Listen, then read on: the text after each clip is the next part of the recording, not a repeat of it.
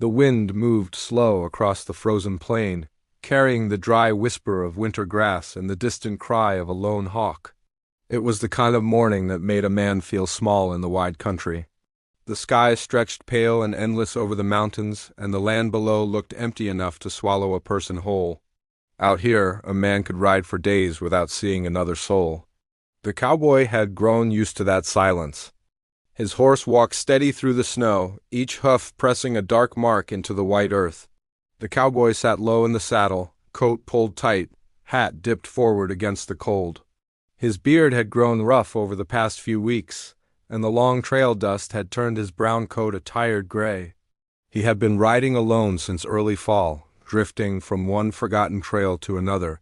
Some men chased gold, others chased trouble. He mostly chased quiet. The land ahead rolled gently toward a thin line of trees near a frozen creek.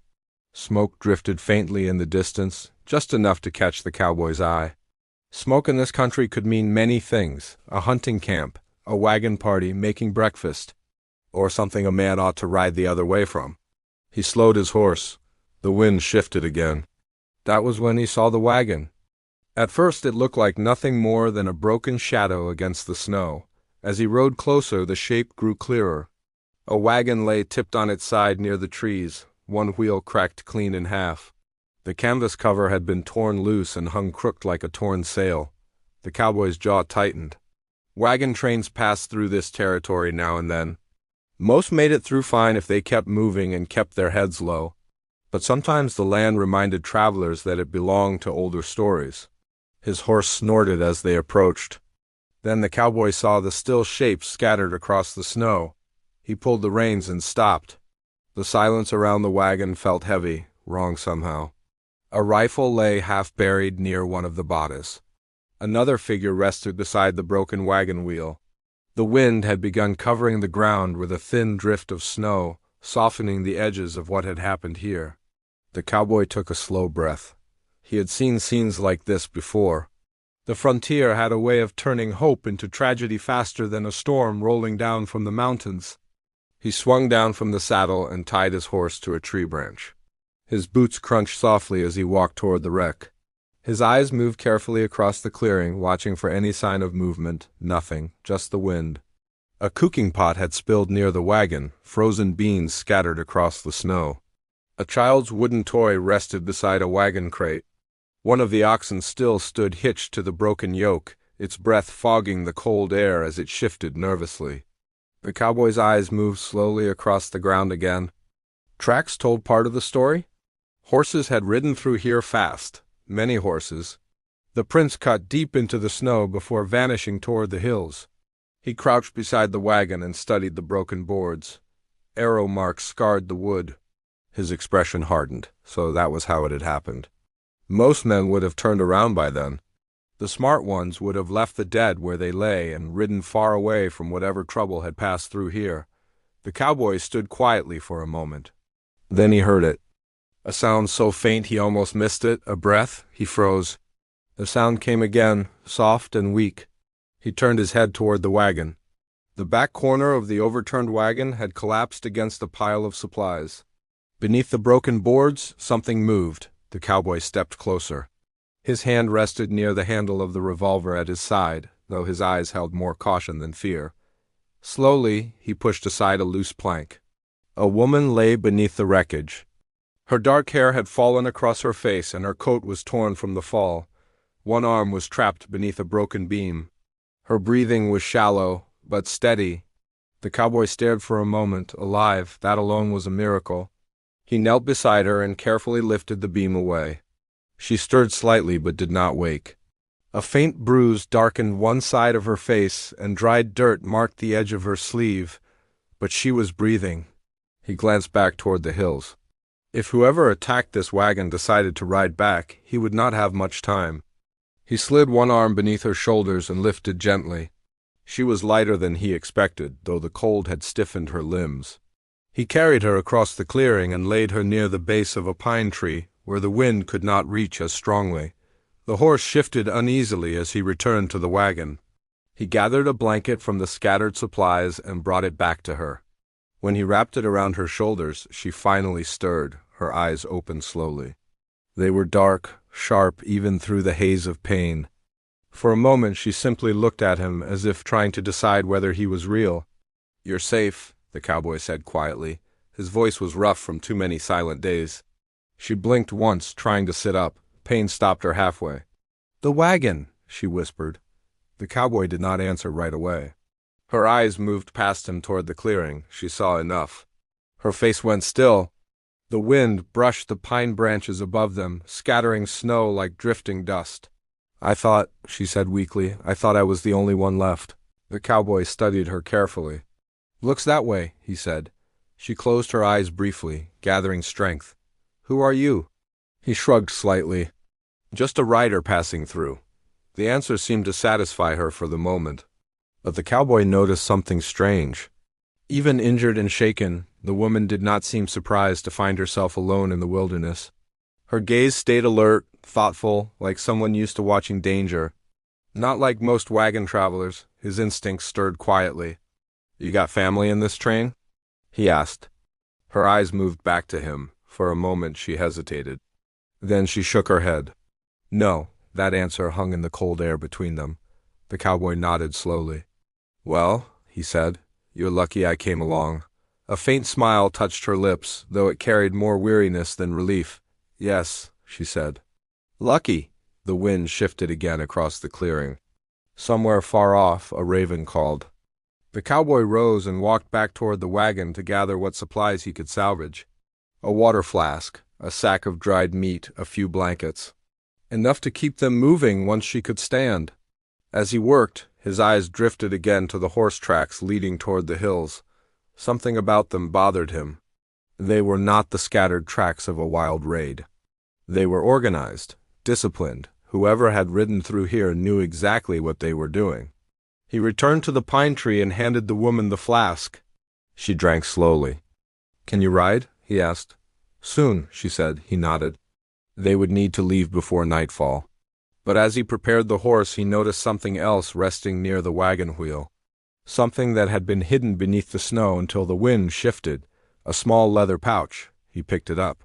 Inside rested a carved stone medallion marked with a symbol he recognized from years riding these lands. His expression changed. Only a few tribes used that symbol. And those tribes had been enemies for generations. The cowboy turned slowly toward the woman beneath the tree. She was watching him now. Not with fear, with quiet understanding. "You found it," she said. The cowboy's voice lowered. "Where did you get this?" For a moment the wind seemed to stop moving across the plain. Her answer came calm and steady. "It belongs to my people." The cowboy felt a slow chill run through him that had nothing to do with winter. Because if that symbol was real, and if the tribes discovered it was missing, the frontier would not stay quiet for long. They would search every canyon, every river valley, every lonely trail, and the man holding it would be standing right in the middle of a storm that could set the whole territory on fire. The cowboy looked at the medallion again. Then at the woman he had just saved. Far off in the hills, a faint line of riders appeared against the snow. The riders were still far away, no more than dark shapes moving along the ridge, but the cowboy knew what he was looking at. Men did not ride in a line like that unless they were searching for something. He lowered the medallion slowly. The woman watched him, her eyes sharp despite the pain in her body. "You see them," she said quietly. He nodded once. "Yeah." The wind brushed the snow across the ground again, softening the tracks around the wagon. The cowboy slipped the stone medallion back into the leather pouch and tightened the string around it. For a moment he stood there thinking, the way a man does when trouble suddenly grows larger than the road ahead. Then he walked back toward the tree. "We need to move," he said.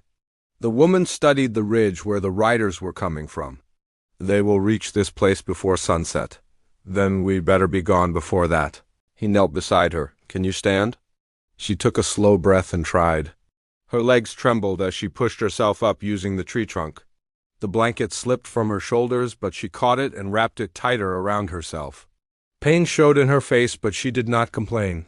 The cowboy noticed that too. Most travelers from wagon trains carried soft hands and softer habits. This woman moved like someone who had known hard roads before. You ride before? He asked. A little, that will have to be enough. He led the horse closer and helped her climb into the saddle. She winced once when her injured side shifted, but she steadied herself quickly. Her fingers tightened around the reins. You? She asked. I walk. She frowned slightly. That horse will carry two. Maybe, he said. But it runs better with one if we have to hurry. She did not argue after that. The cowboy untied the reins and began leading the horse away from the wagon clearing. He kept them close to the trees, where the snow was thinner and the ground harder for tracks. Behind them, the broken wagon sat silent in the fading light. The woman turned once to look at it. Some of them were good people, she said softly.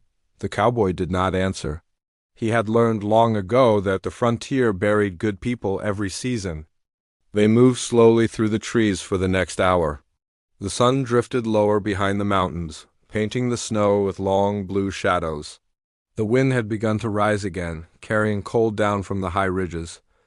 After a while, the woman spoke again. You recognize the symbol? The cowboy glanced back at her. Hard not to. That surprises me. Why is that? Most men who travel these lands pretend not to notice such things. He gave a small shrug. Pretending does not change what they mean. She studied him quietly. You have been near the tribes before. Near enough. The truth was he had spent years riding between small frontier towns and trading posts. He had crossed paths with many tribes, some peaceful, some less so. The stone symbol in that pouch belonged to a group known across the territory. Not because they were large, but because they guarded their traditions fiercely, and because two powerful tribes believed that symbol belonged to them. Then you understand what it means, the woman said. I understand it means trouble. A faint smile touched her face again. That is a fair answer. The cowboy walked a few more steps before speaking. So why were you in that wagon train? Her eyes moved toward the distant hills again. For protection? Did not work out too well? No, she said calmly. It did not. The horse stepped over a fallen branch as they reached the edge of the trees. Ahead stretched a narrow valley leading toward darker forest. The cowboy paused there and listened. The wind carried faint echoes from behind them, distant hoofbeats. The riders had reached the wagon site. He exhaled slowly. We keep moving. They entered the valley just as the sun slipped behind the mountain peaks. The cold grew sharper in the shadows. Snow along the ground reflected the fading light, making the path ahead glow faintly. For a long time neither of them spoke, but the silence between them was not empty. The cowboy's mind kept circling back to the medallion. He had seen elders from two different tribes argue over that symbol years ago at a trading post. One group claimed it marked the bloodline of an ancient leader. The other believed it guided their right to sacred land beyond the northern mountains. Neither side had ever backed down, and if both tribes believed that stone had returned to the world after years of being lost, they would search for it with everything they had. Eventually the woman broke the silence. You are wondering why they attacked the wagon. The cowboy did not slow his steps. That crossed my mind. They were not looking for the travelers. He stopped walking. The horse snorted softly as it halted beside him. He turned and looked up at her. They were looking for you. She met his gaze without flinching. Yes, the valley seemed to grow quieter around them. Why? He asked. Her fingers brushed the edge of the blanket wrapped around her shoulders. Because I carry something both tribes believe belongs to them. The medallion, yes, the cowboy rubbed his chin slowly. You could have left that thing behind. Her expression hardened slightly. No, he studied her again. That calm strength was back in her voice. You willing to start a war over a stone? He asked. It is not just a stone, then what is it? She hesitated. For the first time since he found her, uncertainty crossed her face. My people believe it shows the path to a place that must never be taken. That sounds like a story. Most truths do. The cowboy looked down the valley. Dark forest waited ahead, thick enough to hide them for a while if they were careful. But riders could move quickly across open country. He started walking again. And which tribe are your people? He asked. She watched the path ahead. The one both sides forgot. That answer brought a quiet frown to his face. You expect me to understand that? Not yet. They traveled deeper into the valley until the trees began growing thicker around them. The cowboy finally stopped near a cluster of tall pines where the ground remained mostly clear of snow. "This will do for now," he said. He helped her slide down from the horse. She moved slowly, favoring her injured side, but she managed to stand without falling. The cowboy built a small fire using dry branches hidden beneath the trees. Soon a thin flame flickered between the rocks, sending gentle warmth into the cold night air.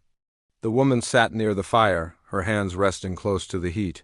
For a while they listened to the forest settling around them, then she spoke again. "You did not leave me." The cowboy stared into the fire. "Was I supposed to?" "Most men would have," he shrugged. "Maybe I'm not most men." She studied him carefully. "You travel alone. Usually, why?" He poked a stick into the fire. "Less trouble that way." Her gaze softened slightly. "I think trouble found you anyway." He could not argue with that. The cowboy reached into his coat and pulled out the leather pouch again.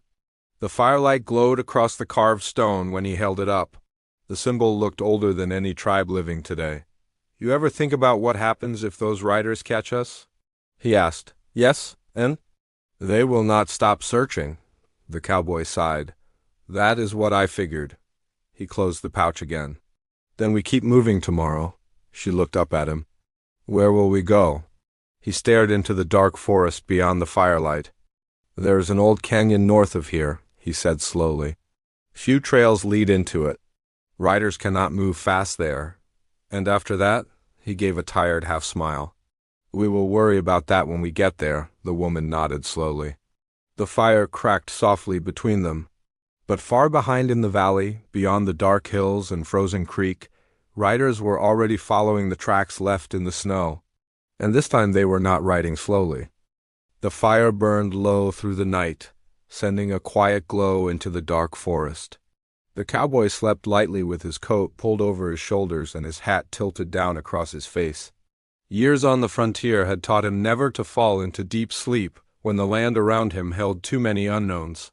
The woman rested near the fire, wrapped in the blanket he had taken from the broken wagon. She did not sleep much either. Pain from her side came and went like slow waves, but it was not the pain keeping her awake. It was the sound of horses in her memory. Before dawn the cowboy opened his eyes. The sky above the trees had just begun to pale. Frost covered the ground around the fire, and the air carried the sharp bite of early morning. He sat up slowly and added another piece of wood to the fading flames. The woman was already awake. "You sleep like a man who expects trouble," she said quietly. He gave a faint smile. "Because trouble usually shows up." She looked toward the dark valley behind them. "They followed us." It was not a question. "Probably," he said. The cowboy stood and stretched the stiffness from his shoulders. Then he walked to the edge of the trees and studied the land below. From this rise he could see a long stretch of snow leading back toward the broken wagon site. For a moment the valley looked empty. Then he saw faint movement far away, riders again, still following. He returned to the fire and kicked snow across the remaining coals. "We move now," he said. The woman pushed herself to her feet. She moved slower than yesterday, but the strength in her eyes had not faded. They saddled the horse and continued north through the forest. The ground rose gradually as the trees grew thicker. Sunlight filtered through the branches in narrow beams, painting long shadows across the trail. The cowboy kept listening for sounds behind them. "You never told me your name," the woman said after a while. He shook his head. "Never asked yours either. That seems strange. Names make things personal. And you prefer distance," he shrugged. "Distance keeps people alive sometimes." She studied him for a moment. "My people call me Tall Willow," he glanced back at her. "That a real name or one you give strangers?" "It is real enough," he nodded once. "Well, Tall Willow, folks usually call me just Ryder." She tilted her head slightly. "That sounds more like a habit than a name. Works fine for me." They rode quietly for another mile before the forest opened into a narrow ridge trail. From there the land stretched wide toward distant hills. Tall Willow looked across the horizon. "They are still comin'?" The cowboy followed her gaze. 3 separate lines of riders now moved through the valley far behind them. His brow tightened. "That is more than one group." "Yes, That means two tribes might already be searching. She lowered her voice. They will not trust each other, which makes things worse, Tall Willow nodded. If they meet near us, the fighting will begin. The cowboy rested his hand against the saddle horn and thought about that. Two rival tribes hunting for the same sacred symbol would not share the road peacefully. The medallion inside his coat suddenly felt heavier. You said your people were forgotten, he said. They were. Then why does that stone matter so much? Tall Willow looked down at the snow along the trail. Long ago there were 3 tribes in these mountains. Not 2, the cowboy listened closely. My tribe guarded a valley where the river begins, she continued, a place hidden deep beyond the northern canyon. It was sacred ground. None of the other tribes could enter without our blessing. And the medallion? It showed the way, the cowboy frowned. So what happened to your tribe? Her expression grew distant. War, sickness, time, many things. The wind moved gently across the ridge as she spoke. Before the last elders died, they hid the medallion so no one else could claim the valley. They feared the other tribes would fight for it. Looks like they were right. Yes. The cowboy walked beside the horse in silence for a while. Then how did you end up with it? Tall Willow hesitated again. I found it. That sounds like half a story. It is the only part one will give. Today, the cowboy accepted that answer for now. The ridge trail eventually narrowed and curved between 2 steep rock walls. Pine trees clung to the slopes and the ground turned rough beneath the snow. This leads toward the canyon I mentioned, the cowboy said. Tall Willow studied the path. Good place to hide. Also a good place to get trapped. That depends who knows the way through. He glanced at her. You know it? She nodded once. The cowboy let out a quiet breath. Then maybe this mess brought the right 2 travelers together. They entered the canyon as the sun climbed higher in the sky. Tall cliffs rose on both sides, blocking much of the wind. Old animal trails crossed the rocky ground in narrow paths that twisted between boulders. Tracks would be harder to follow here, but not impossible. By midday they stopped near a small spring where clear water flowed from the rocks. The horse drank deeply while the cowboy scanned the canyon entrance behind them. Tall Willow knelt near the water and washed the dried dirt from her hands.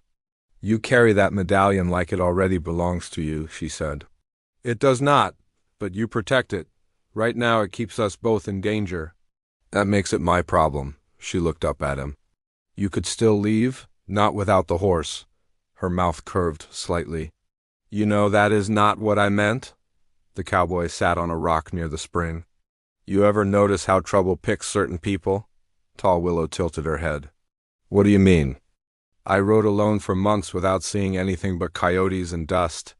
Then one day I find a wagon massacre, a wounded survivor, and a stone that might start a tribal war. She listened quietly.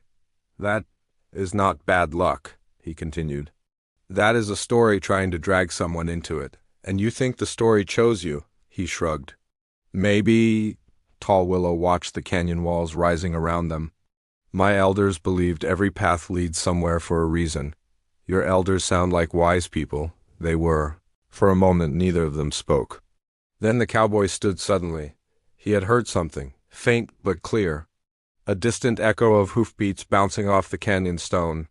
Tall Willow heard it too. They are closer, she said.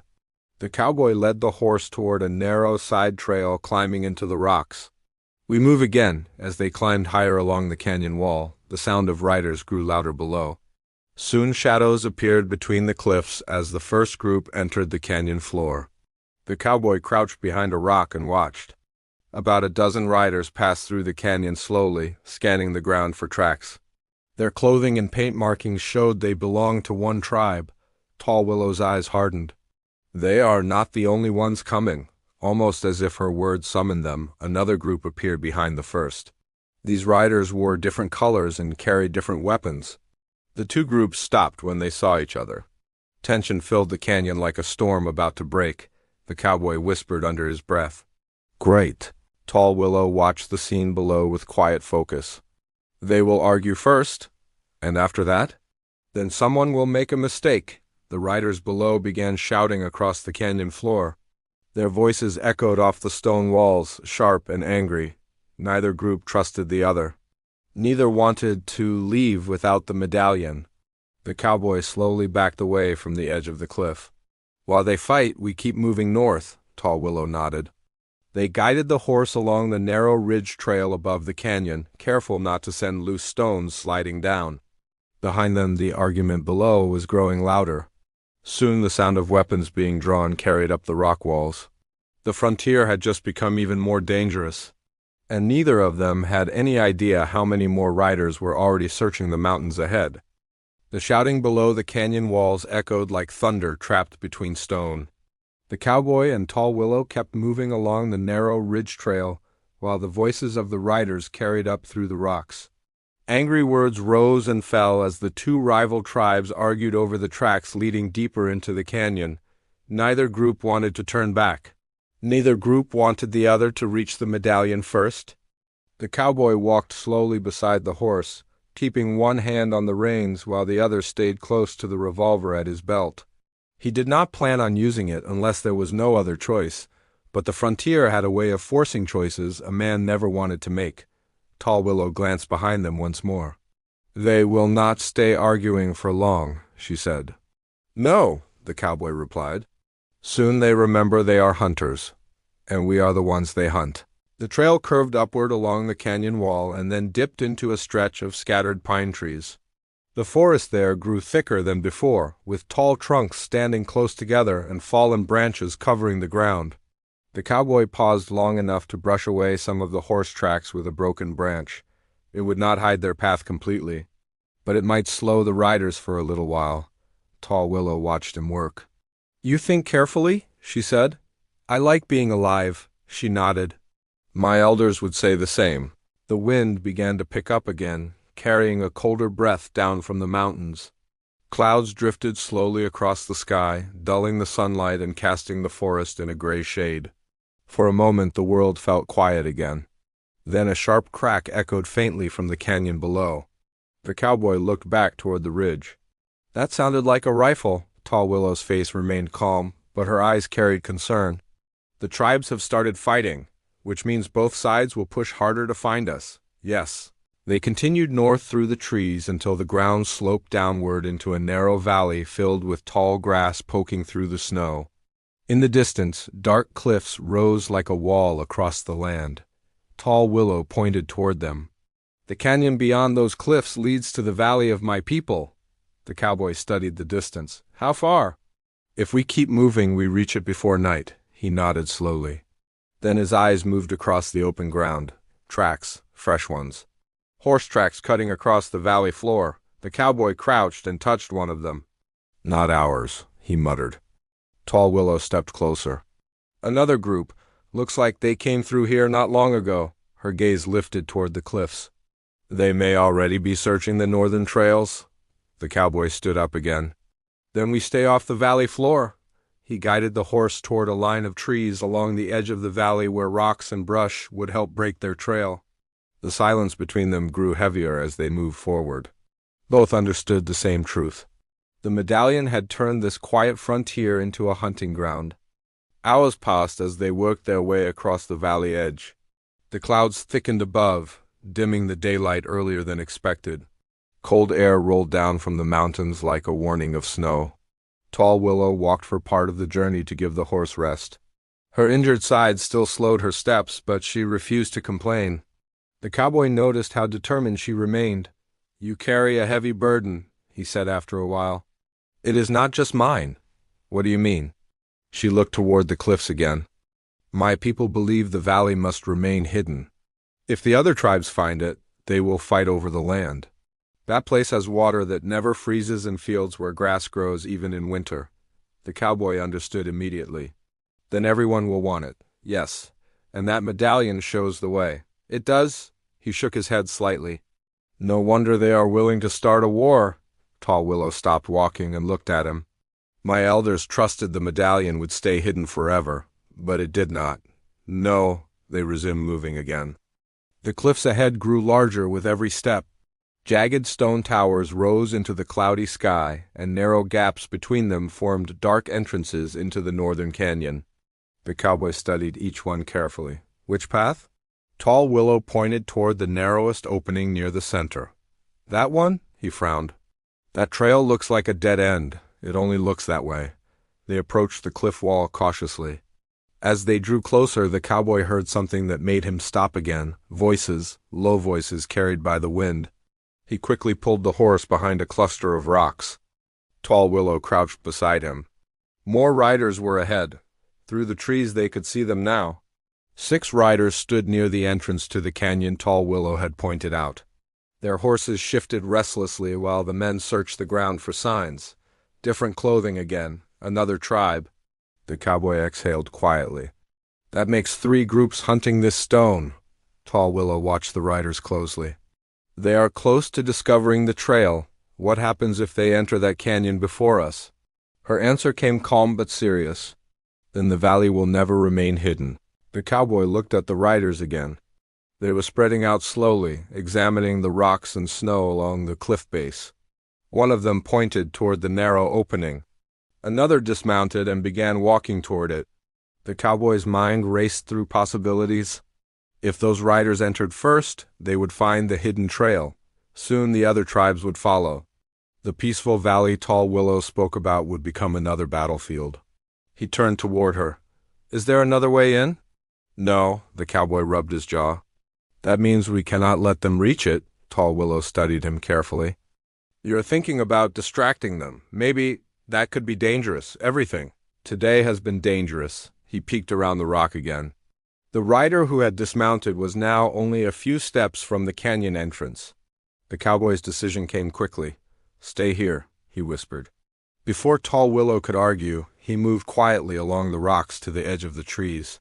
He picked up a small stone and threw it far to the left side of the valley. The rock clattered loudly against another stone. The riders reacted immediately. Several turned their horses toward the sound. Another rider shouted something and pointed toward the trees. Within seconds, the group began riding in that direction. The cowboy slipped back behind the rocks. Now, he said. Tall Willow did not hesitate. They guided the horse quickly toward the narrow canyon opening while the riders chased the false sound through the trees. The entrance looked like a simple crack in the stone wall. Dark shadows hid the path beyond it. Once inside, the trail twisted sharply between tall rock walls. After only a few yards, the outside valley vanished from view. The cowboy led the horse deeper into the passage. You were right, he said quietly. It only looked like a dead end. Tall Willow nodded. My people carved this path long ago. The canyon narrowed and then widened suddenly into a hidden passage filled with tall grass and scattered trees growing between the stone walls. Fresh water trickled down the rocks, forming a small stream that flowed deeper north. The cowboy paused long enough to catch his breath. Feels like another world in here. Tall Willow looked ahead with quiet relief. The valley is not far now, but their moment of calm did not last long. From somewhere behind them came the distant echo of hooves entering the canyon entrance. The riders had returned sooner than expected. The cowboy tightened his grip on the reins. They found the trail. Tall Willow's eyes lifted toward the narrow pass ahead where the canyon curved sharply around a tall rock pillar. Then we must reach the valley before they catch us. The cowboy mounted the horse this time, pulling her up behind him. The animal surged forward along the winding path as the sound of riders grew louder behind them. Stone walls flashed past on both sides. The canyon twisted again and again, rising slowly toward a bright opening far ahead where daylight poured down from above. Tall Willow held tightly as the horse pushed harder along the rocky ground. Behind them, the pursuing riders shouted to each other, their voices echoing through the canyon like distant thunder. The cowboy leaned forward in the saddle. That opening ahead, he said, is that the valley? Yes. The light grew brighter as they approached. Wind carrying the smell of fresh grass drifted through the canyon mouth. But the riders behind them were getting closer. Too close. The horse burst around the final bend just as the first arrows from the pursuing riders struck the canyon wall behind them. The valley entrance stood only a short distance away now, and beyond it waited the hidden land Tall Willow had fought to protect. The horse burst through the narrow opening, and suddenly the land opened wide in front of them.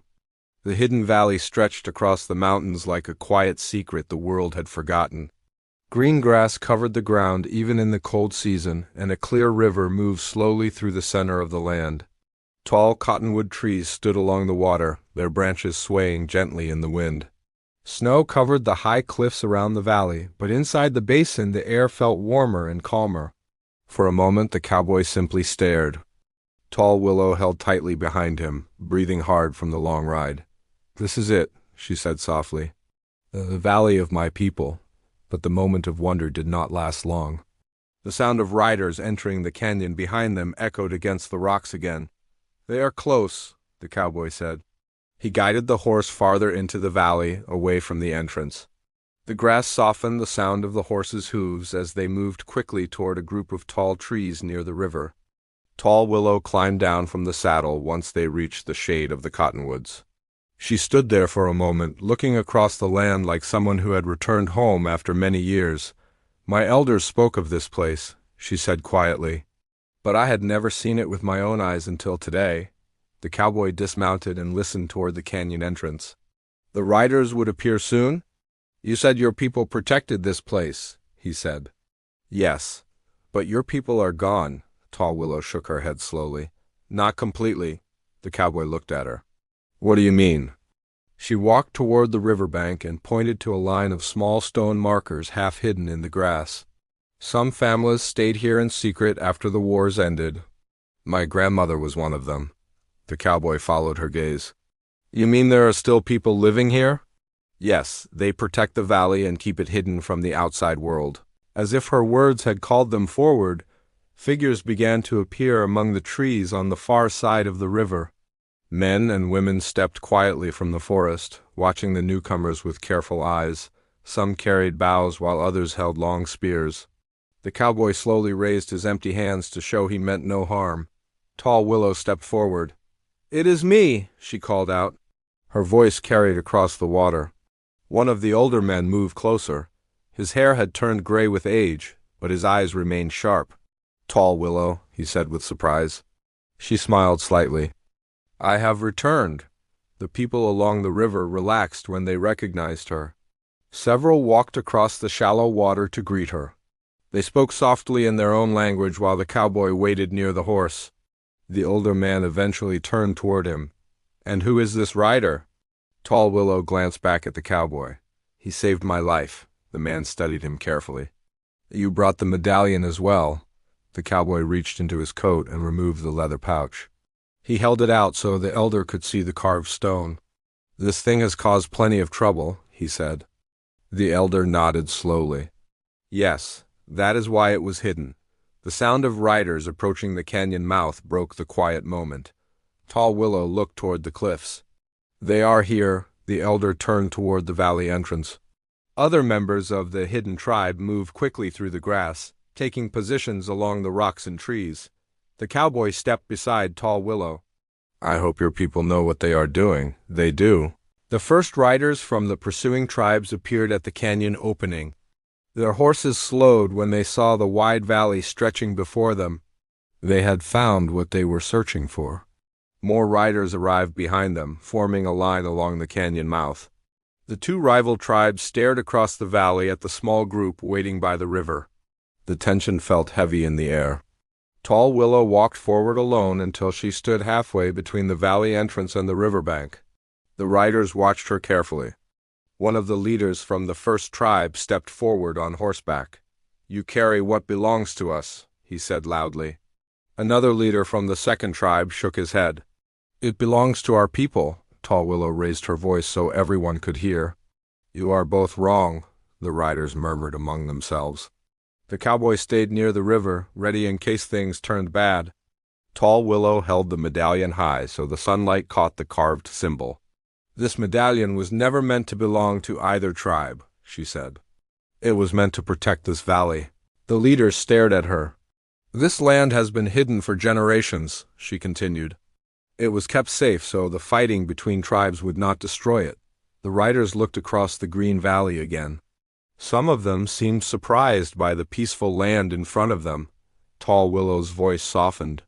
"If you fight over this place, you will destroy it just like every other piece of land touched by war." The elder from the hidden tribe stepped forward beside the river. Our people protected this valley for many years, he said. But we are few now. We cannot guard it alone forever. The two rival leaders looked at each other. Neither wanted to leave without claiming victory. The cowboy stepped forward then. He had stayed silent through most of the argument, but now he spoke. You all rode a long way to find that stone, he said calmly. But the truth is standing right in front of you. The riders watched him. You can keep fighting over it, he continued, or you can let this valley stay what it was meant to be. One of the younger riders asked, and what was it meant to be? A place where no tribe owns the land, the cowboy replied. A place where the fighting stops. The wind moved softly through the tall grass. For a long moment nobody spoke.